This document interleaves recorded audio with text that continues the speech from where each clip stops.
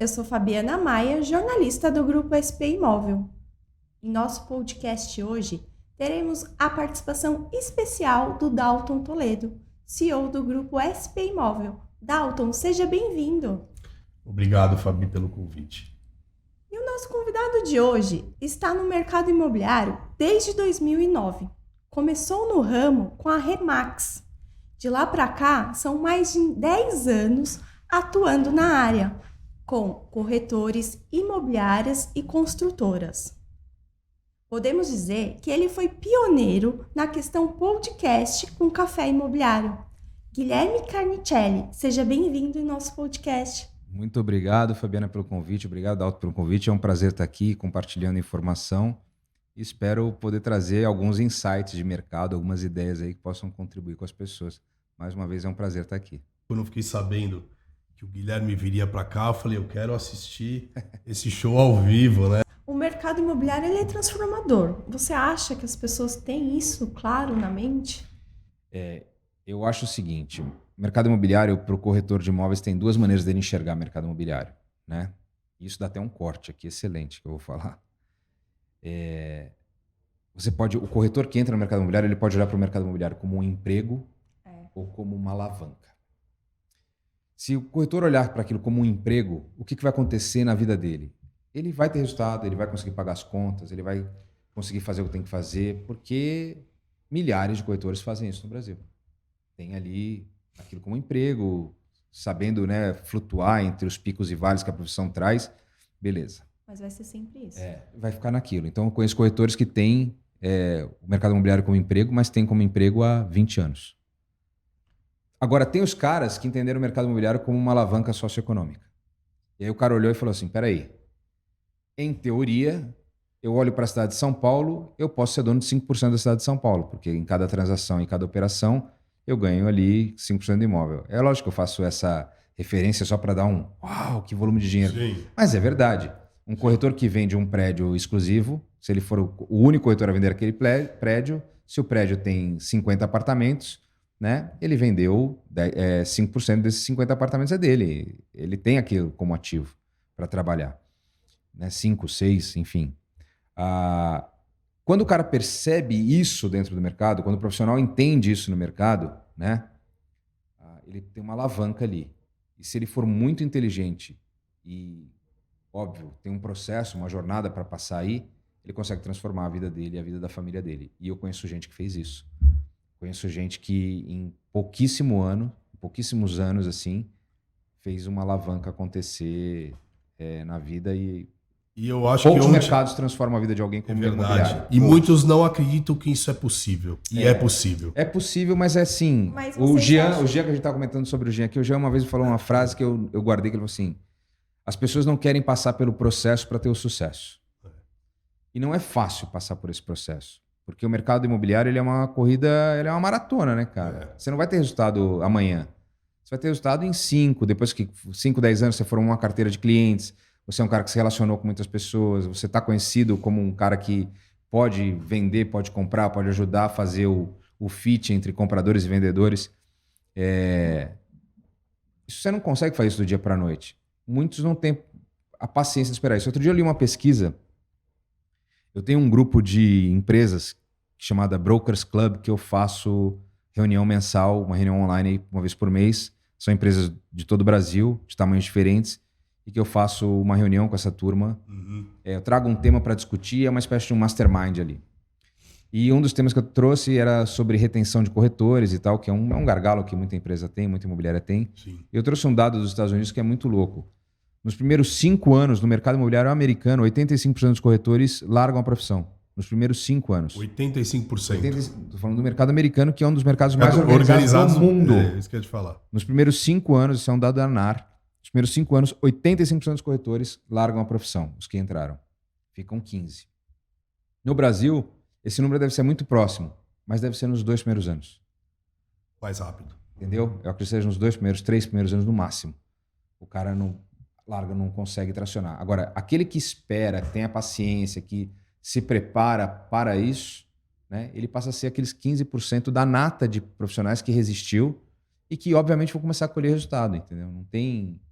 Não tem porquê. Ainda mais se ele tiver a visão do mercado como alavanca, pô, ele vai tracionar, vai crescer, vai se desenvolver, vai criar lastro, parcerias, enfim, é isso. O mercado transforma a vida das pessoas de uma... Vocês falaram que talvez as pessoas não acreditam, né, que o mercado imobiliário pode proporcionar essa alavanca aí na profissão, na carreira. Talvez seja porque aqui no Brasil ainda tem aquele preconceito de ser corretor de imóvel. Talvez no passado tinha mais, né? Que vem mudando isso ou não? Ou seja, que eles se escondem, nem querem dizer que é corretor. O estigma de ser corretor, né? Aquela coisa que não põe lá, eu sou um corretor. Que corretor não é profissão.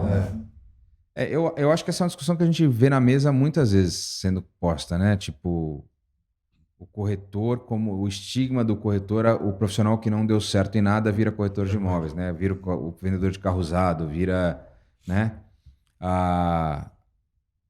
Eu acho que ainda tem gente que pode pensar assim, mas essas pessoas que pensam assim, se elas começarem a olhar um pouco para os caras de boa performance, não nem falando dos caras de performance excelente, de boa. Os caras de boa performance, acho que vai ter muito médico, muito advogado, muita gente respeitando o corretor de imóveis, porque vai ver o que a profissão traz do ponto de vista financeiro para essas pessoas.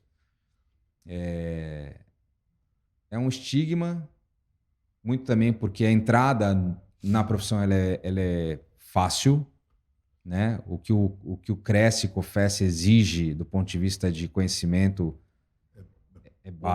é básico, não é pouco. Olha, eu vou contar para vocês aqui. Eu fiz o TTI e fui fazer as provas, tá?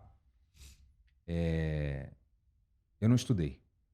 Vou ter que confessar, eu não estudei para a prova do TTI, mas eu fui lá vou com o meu conhecimento de mercado, de quem já está trabalhando na época, 7 anos. 7 anos no mercado, converso com muita gente, vou lá fazer as provas. Cheguei para fazer as provas, a menina me perguntou qual prova eu iria fazer. Eu falei assim, quantas eu posso fazer? Ela falou, quantas você quiser. Eu falei, eu vou fazer todas. Ela já olhou para mim assustada, eram 8 provas, se não me engano, alguma coisa assim. 8 matérias, 8, 10, eu não me lembro de cabeça. E aí eu fui fazendo as provas, fiz português, história, matemática, conhecimentos básicos lá de direito imobiliário, né? Cara, o nível das questões e o nível do que se pede é muito ruim. Sim, em português, em língua portuguesa, eu falei, cara, é básico, uma criança na 5ª série, 6ª série consegue fazer aquilo, né? Então, eu acho que este é um problema que gera esse estigma. A barreira de entrada do mercado, ela é muito, muito baixa, e aí você tem gente na profissão que realmente não deveria ter um Cresce. Eu falo isso assim, isso pode virar polêmica e até gente não gostar, mas é real. Eu sei disso. Vai fazer a prova nos Estados Unidos para você ser um corretor de imóveis. Primeiro que você lá vai ter que provar proficiência na língua, então não é qualquer um que faz a prova. Tem que mostrar que sabe falar inglês, primeira coisa. Segundo, eu conheço gente lá inteligente, boa, capacitada, que tá fazendo o teste pela 3ª vez. Porque é puxado, entendeu? E a cada X tempo você tem que fazer um revalida. Não é que você tirou a credencial lá e nunca mais na sua vida. De X em X tempos, se eu não me engano, a cada 2 anos, você tem que fazer um revalida de conhecimento e mostrar que você está ainda... Então, assim, o nível do profissional, a barreira de entrada melhora a visão que a sociedade tem. Né? Respeito maior. Sim, por que todo mundo respeita o médico? Tem médico horrível também por aí, viu? Sim.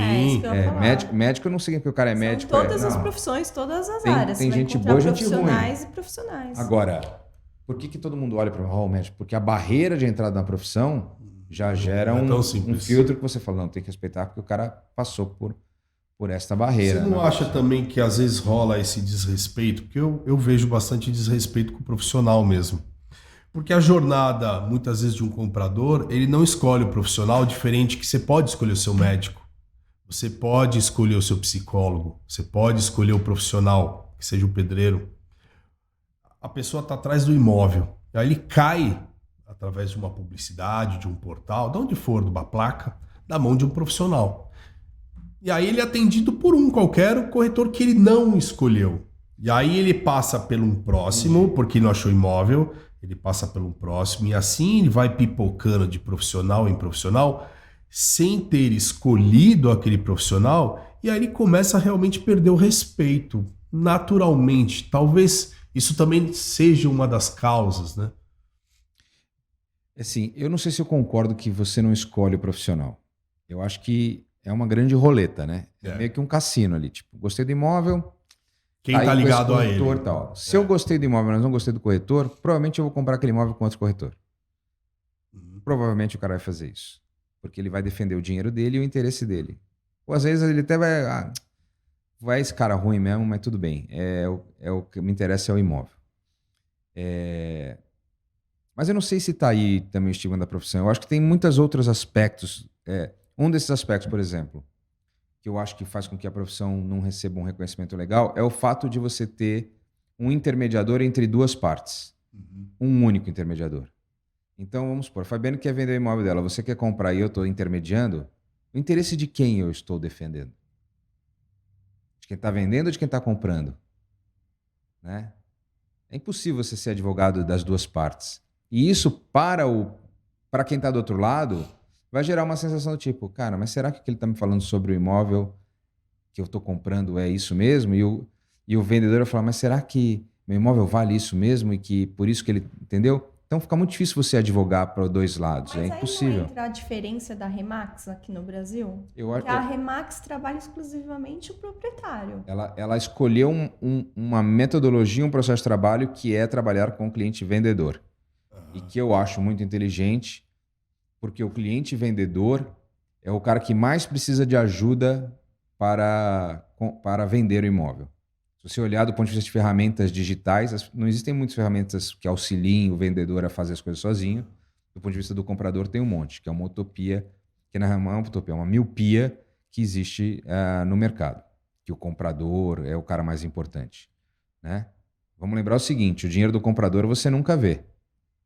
Só no finalzinho do processo. O do vendedor, você está olhando para o dinheiro dele. Está ali, é feito de tijolo. O dinheiro está lá. Então, você consegue saber se aquilo existe de fato. O outro, você pode estar lidando com um sonho, com uma vontade, com um desejo, e você vai lá no flow, até o final descobre que o cara não tem a grana. Mas o que eu acho que é interessante nesse modelo de olhar para o cliente vendedor é que ele traz um nível de fidelidade que o comprador não tem. O cliente comprador, ele defende o próprio bolso. Nós somos assim. Sim. Se você quiser comprar uma televisão hoje, você vai a primeira coisa olhar na internet, a televisão, e talvez você não compre porque você quer ver alguma outra coisa. Capaz de você ir até o shopping, estacionar seu carro, pagar estacionamento, descer, ir até a loja da Fast Shop, olhar aquela mesma televisão, abrir internet, que custa 25% a mais, 20% a mais, 15% a mais, que ela custe 5% a mais. Você olha a televisão, fala, pô, gostei do design, gostei, entendi, volta na internet e compra na internet. Você gastou Entendeu? gasolina, estacionamento. Você é fiel ao seu dinheiro.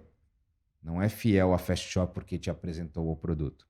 Já o comprador, o vendedor é diferente. O vendedor, ele é um cara que você consegue fidelizar. Existe um instrumento chamado exclusividade que te dá um nível de fidelidade, mas também te pede em contraponto a isso a qualidade de prestação de serviço. Tem imobiliário que não gosta de trabalhar com exclusividade, tem corretor que não gosta de trabalhar com exclusividade e tem corretor que gosta de trabalhar com exclusividade. Exclusividade, para mim, é uma crença, não é nem metodologia. Né? Não é nem estratégia, é uma crença. Ou você acredita na exclusividade como ferramenta, ou você não acredita. Não dá para trabalhar porque é um método que eu uso. Não, você tem que ter crença de que aquilo é o melhor. Aí você vai conseguir desempenhar legal. Mas eu acho que aí fica muito mais fácil também do corretor ser mais respeitado, sabe? Porque o proprietário do imóvel percebe o quanto ele está defendendo, o quanto ele tem interesse, o quanto ele está junto, eu acho que isso é um pouco o que falta. Assim. Eu já tive essa sensação quando eu vendi um imóvel, de perceber que o corretor, cara, quem de fato esse cara está defendendo? Tive essa sensação. Ao ponto de eu chegar para ele e falar, vamos fazer o seguinte, cuida lá, porque ele vinha trazer uma proposta, falando, não é isso que eu quero, cara, já te falei, o que eu quero é isso. Aí ele vinha com uma outra, não, mas veja bem, não sei o que, eu virei para ele e falei assim, vamos fazer o seguinte, defende o cara que é o comprador, que eu tô vendo que ele é um cliente teu, investidor e tal, defende esse cara que é comprador e deixa que eu cuido da venda. Tá bom? Vamos fazer assim? Porque você fica querendo... Não vai dar certo. Então, naquela hora, a credibilidade desse cara foi por água abaixo. Eu acho que esse é um dos problemas, assim. Que nos Estados Unidos você não tem porque 90% dos negócios lá tem 2 corretores envolvidos. E muitas vezes ele não tá defendendo nem um lado, nem o outro. Ele tá só pensando no dele. No dele. O que sair pra mim é o que interessa. O resto, não Que tô preocupado. Que é o que as partes percebem. Muito. Porque o mais importante não é nem a intenção, é a percepção, né? É. Você pode estar bem intencionado, mas se eu não tiver uma percepção de boa intenção, você está mal intencionado. É. No fim da linha, no fim das contas, você, para mim, está mal intencionado. Então, essa percepção é muito importante. E quando o corretor está ali fazendo a parte para os dois lados, a chance de haver uma má interpretação da intenção do corretor é muito alta. Esse trecho que você acabou de assistir faz parte da entrevista completa com Guilherme Carnicelli. Para você assistir a entrevista completa, eu vou deixar o link aqui embaixo na descrição. Aproveite para curtir, compartilhar e se inscrever em nosso canal.